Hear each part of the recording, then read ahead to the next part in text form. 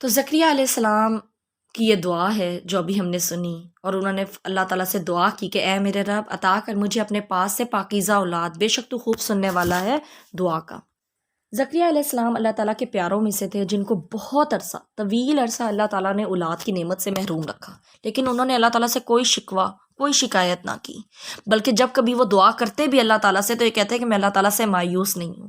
مگر ہمارا رویہ کیا ہوتا ہے کہ ہمیں کوئی ظاہری اسباب اگر نظر نہ آ رہے ہوں، اور زکریا علیہ السلام کو بھی نظر نہیں آتے تھے، کوئی ظاہری اسباب نہیں تھے، پھر بھی انہوں نے اللہ سے شکایت نہیں کی، لیکن ہمارا کوئی کام ڈیلے ہو جائے اور ہمیں کوئی اسباب نظر نہ آ رہے ہوں تو ہم کیا ہو جاتے ہیں، مایوس ہو جاتے ہیں، ہم اس چیز کی دعا کرنا ہی چھوڑ دیتے ہیں، بلکہ اللہ تعالیٰ سے شکایتیں کرنے لگ جاتے ہیں۔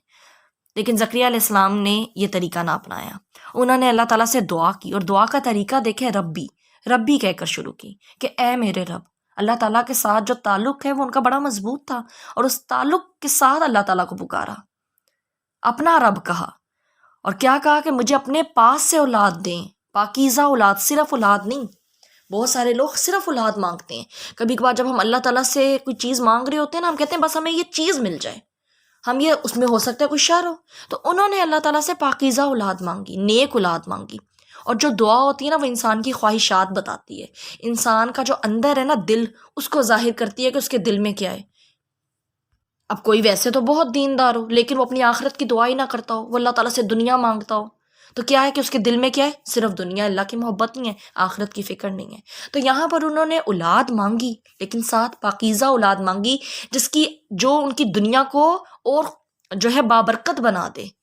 جو آخرت میں ان کے لیے کیا ہو، صدقہ جاریہ ہو،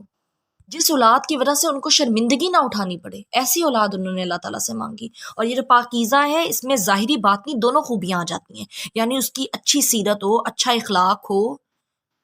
پاک نفس ہو۔ تو یہ دعا انہوں نے اللہ تعالیٰ سے کی، اور یہ دعا انہوں نے اللہ تعالیٰ سے کب مانگی تھی؟ جب وہ محراب میں داخل ہوئے اور وہاں پہ حضرت مریم کے پاس رزق پڑا دیکھا۔ اب ہم کہیں جائیں اور کسی کے پاس کوئی نعمت ہو تو ہمارا کیا رویہ ہوتا ہے؟ کیا ہم اس کے پاس نعمت دیکھ کر ہڈن جیلسی فیل کرتے ہیں، یا ہم یہ دعا کرتے ہیں کہ اللہ آپ مجھے بھی اپنا فضل دیں، اللہم انی اسألک من فضلک؟ کیونکہ سکھایا تو یہ گیا ہے ہمیں کہ جب ہم کسی کے پاس نعمت دیکھیں تو اس کو نعمت دینے والا بھی اللہ ہے، اس کا رب، آپ کو نعمت دینے والا بھی اللہ ہے، آپ کا رب، تو ہم بھی اللہ تعالیٰ سے اس کا فضل مانگے، بجائے اس کے کہ انسان انسیکیور فیل کرے یا کسی کے پاس کوئی چیز دیکھ کر جیلس فیل کرے۔ یا ایک رویہ یہ ہوتا ہے کہ اگلا انسان فوراً مظلوم بن جاتا ہے، اپنی ہی قسمت کو جو ہے نا برا بھلا کہنے لگتا ہے، اور اپنے آپ کو ان لکی کہنے لگتا ہے، اور دوسرے لوگوں کو بڑا لکی سمجھتا ہے۔ لیکن زکریا علیہ السلام نے ایسی کسی فیلنگ کو وہاں پہ فیل نہیں کیا، مطلب یہ فیلنگز ان کو آئی ہی نہیں، بلکہ انہوں نے جب ان کے پاس رزق پڑا دیکھا تو ان سے یہ پوچھا کہ یہ کہاں سے آئے ہے۔ ایک حیرت تو ہوئی ان کو کہ یہ کدھر سے آئے، جس پہ حضرت مریم نے ان کو فرمایا من عند اللہ، کہ اللہ کے پاس سے، ان اللہ یرزق من یشاء بغیر حساب، کہ اللہ تعالیٰ تو جسے چاہے بے حساب رزق دیتا ہے۔ اور جب انہوں نے یہ کہا تو اسی وقت، اسی لمحے انہوں نے بھی اللہ تعالیٰ سے دعا کی، حضرت زکریا نے ہنالک دعا، اسی جگہ فوراً دعا مانگ لی۔ ہم سب بھی سن رہے ہیں، ہمارے سامنے حضرت زکریا کا ذکر ہو رہا ہے، حضرت مریم کا ذکر ہو رہا ہے، ہمارے سامنے یہ آیت ہے کہ اللہ تعالیٰ جس کو چاہے بے حساب رزق دیتے ہیں۔ ہم بھی اللہ تعالیٰ سے دعا مانگ لیں، ہمارا رب بھی وہی ہے۔ آپ ابھی سن رہے ہیں، آپ اللہ تعالیٰ سے جو آپ کی چوائس خواہش ہے اس کی دعا مانگیں، انشاءاللہ اللہ تعالیٰ دعا کو سننے والا ہے، قبول کرنے والا ہے۔ اور یہی حضرت زکریا نے کہا نا کہ بے شک تو خوب سننے والا ہے دعا کا، انکا سمیع الدعا، یعنی جو اللہ تعالیٰ کی ایٹریبیوٹ ہے اس کو بھی بیان کر دیا۔ اس طرح دعا جو ہے وہ اور طاقت والی ہو جاتی ہے، کیونکہ اللہ تعالیٰ کو ہم سے یہ بھروسہ، یہ توکل چاہیے کہ جب ہم کوئی چیز مانگیں تو ہم اس گارنٹی سے مانگیں کہ میں دعا کر رہی ہوں اور آپ تک میری دعا پہنچ رہی ہے، آپ تو سن رہے ہیں۔ تو جب انہوں نے یہ دعا مانگی تو اللہ تعالیٰ نے ان کی دعا کو قبول کر لی، اور ان کو پھر یحییٰ علیہ السلام کی خوشخبری دی گئی۔ وہ کیسے تھے؟ سچ بولنے والے تھے، پاک باز تھے، نیک سیرت تھے۔ اور یہ خوبیاں کیوں یحییٰ علیہ السلام میں تھیں؟ کیونکہ ان کے جو والد تھے انہوں نے بہت تڑپ کے ساتھ دعا مانگی تھی، اور صرف اولاد نہیں مانگی تھی، نیک اولاد اللہ تعالیٰ سے مانگی تھی۔ کیونکہ یہ وہ لوگ ہوتے ہیں جو دنیا پر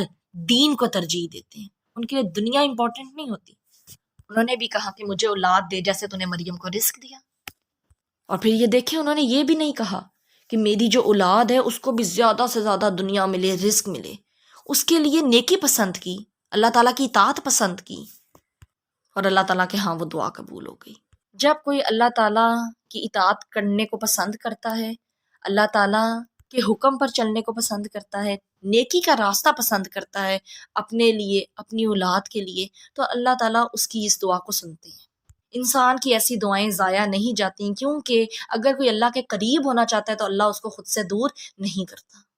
آخر میں اللہ تعالیٰ سے دعا ہے کہ جن لوگوں کی اولاد نہیں ہے، اللہ تعالیٰ ان سب کو صاحب اولاد کرے، ان کو نیک اولاد دے، اور جن کی اولاد ہے ان کو اللہ تعالیٰ نیکی پر چلنے کی توفیق دے اور ان کی اولاد کو ان کے لیے صدقہ جاریہ بنائے۔ اللہ تعالیٰ ہمیں ہمارے والدین کے لیے صدقہ جاریہ بنائے، اور اللہ تعالیٰ ہمیں وہ رزق دے جو ہمیں اللہ تعالیٰ کی اطاعت میں اور شکر گزاری میں زیادہ کر دے۔ اللہ تعالیٰ ہمیں ایسے رزق سے بچائے جو حرام طریقوں سے ہماری زندگیوں میں شامل ہو، اور ہمیں اللہ تعالیٰ کی محبت، اللہ تعالیٰ کی رضامندی سے دور کر دے۔ اللہ تعالیٰ ہم سب کو دنیا اور آخرت کی بھلائیاں عطا کریں، آمین ثم آمین۔ السلام علیکم ورحمۃ اللہ وبرکاتہ۔